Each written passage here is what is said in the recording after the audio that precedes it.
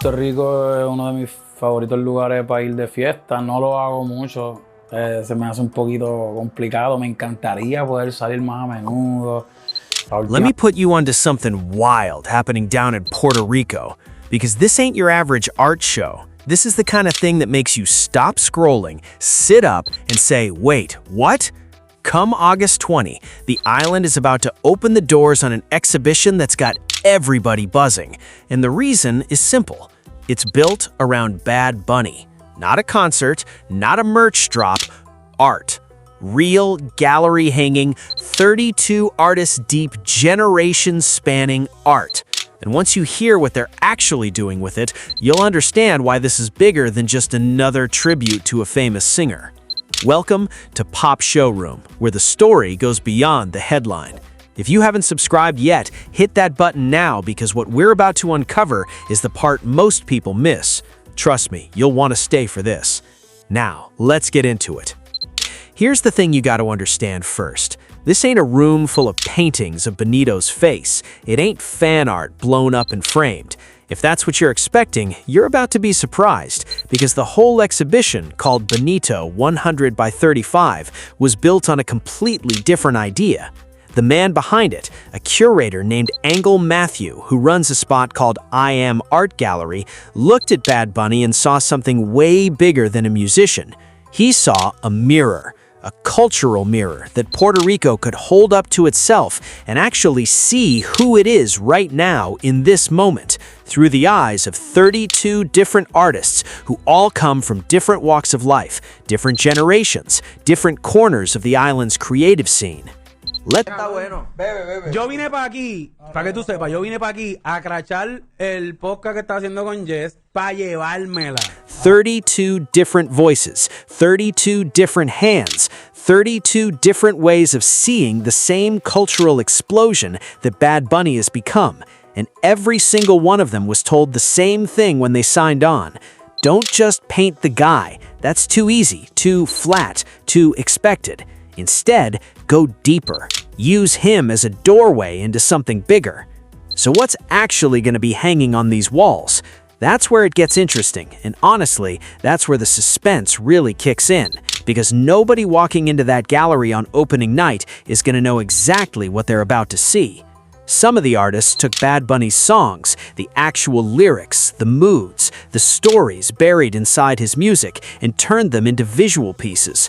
Imagine standing in front of a piece that started as a track you had on repeat, now turned into something you can actually see, something with color and shape and texture that hits you in a totally different part of your brain than the song did. That's not a small thing. That's an artist taking sound and turning it into something you can stand in front of and feel with your eyes. Other artists went a completely different route. Instead of pulling from his music directly, they pulled from the symbols that make Puerto Rico, Puerto Rico. The flags, the streets, the colors, the textures of everyday island life that show up in his aesthetic without him ever having to say a word about it. Bad Bunny's whole vibe, the way he dresses, the way he carries himself, the way he samples the island's culture and everything he does, has become its own visual language.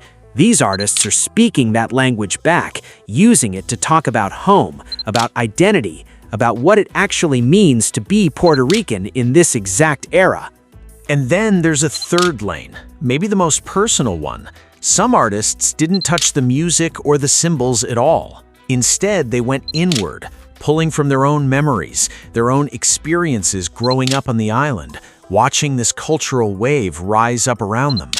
They're using specific moments from Bad Bunny's career, certain episodes, certain turning points that meant something to them personally, in turning those private memories into public art. That's raw, that's real, that's somebody putting their own story on the wall next to a global phenomenon and saying this mattered to me too, and here's why.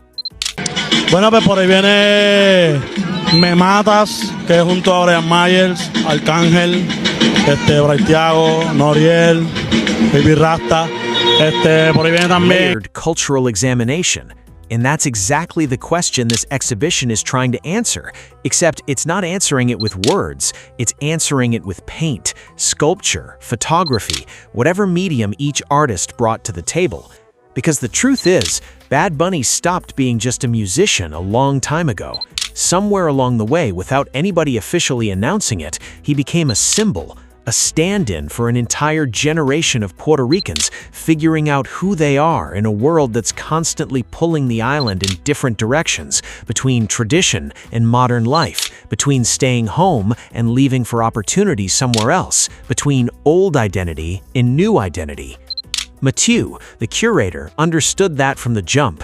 He didn't want a show that just celebrated a celebrity. He wanted a show that used the celebrity as a launching pad to talk about something way bigger: belonging, memory, what it means for a culture to see itself reflected back through one artist's rise.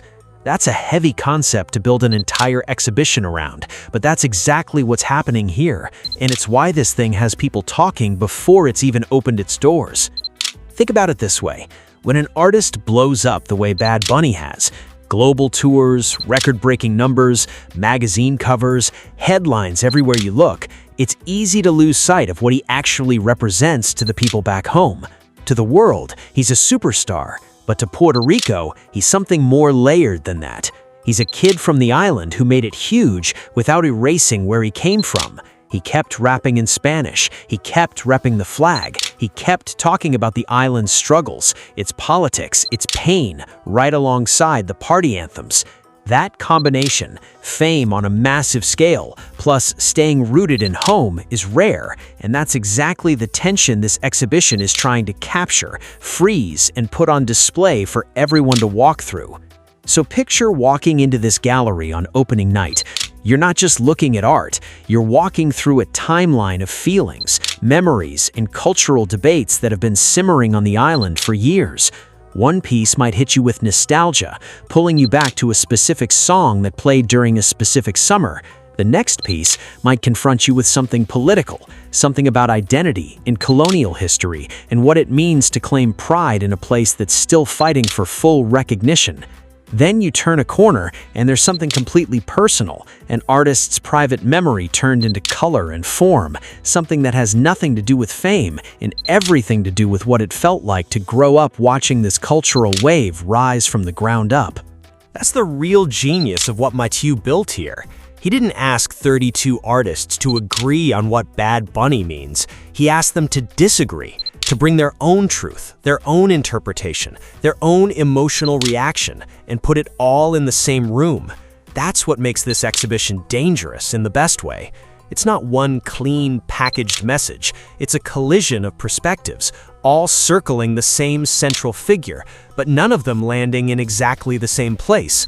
And that collision, that friction between different viewpoints under one roof, is exactly what makes it worth walking through.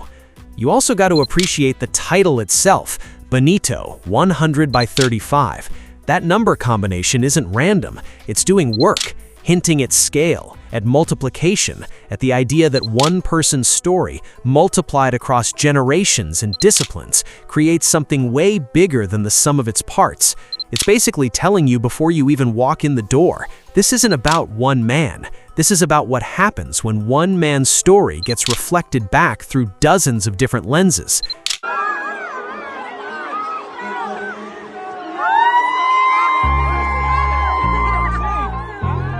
This is happening in Puerto Rico, on the island itself, in the exact place where all of this cultural energy actually started. That matters. That changes the entire weight of the show. This isn't outsiders looking in and trying to capture what Bad Bunny means to the world. This is insiders, people who live the same streets, breathe the same air, carry the same history, turning their own lens on one of their own. That's a completely different kind of honesty than you'd get anywhere else. By the time this exhibition wraps up its run, it's not going to leave people just talking about Bad Bunny. It's going to leave people talking about Puerto Rico itself, about what the island has been through, what it's fighting for, what it remembers, and what it's still figuring out. Bad Bunny just happens to be the thread that ties it all together, the name that gets people through the door. But once they're inside, the conversation shifts. It stops being about one artist's fame and starts being about a whole culture looking at its own reflection. That's the real move here. Machu and his 32 artists aren't handing you a portrait, they're handing you a mirror, dressed up as an exhibition, using one of the most recognized names on the planet as the frame. And once people start walking through it, once the photos start hitting social media, once word spreads about what's actually inside those walls, you already know this is going to be one of those cultural moments people keep talking about long after the show closes. Because at the end of the day, this was never really about celebrating a celebrity. It was about Puerto Rico finally getting the chance to look at itself through 32 different eyes and see exactly who it has become.